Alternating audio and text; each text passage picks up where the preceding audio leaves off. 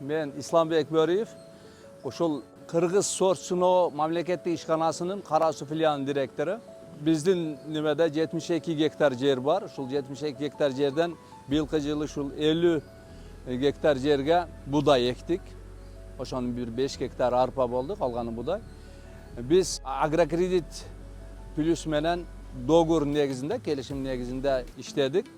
İslam prinsipinde salam kelişimenen kelişim tüzgönbüz. Oşonda bir buğdaylardı elita, jana super elita sortların yetkiri berişti.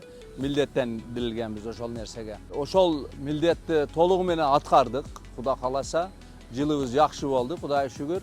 Oşomen birgelikte bugün günde 100 tonna oşol salam kelişimin negizinde sapatlı ürün değerde berip atabız. Negizinden biz 5 gektar arpa menen kelişim tüzgönbüz.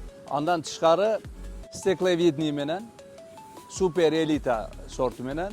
Oşonda öyle intensivni sort menen. Intensivni super elitası var, oşonda öyle elita sortları var.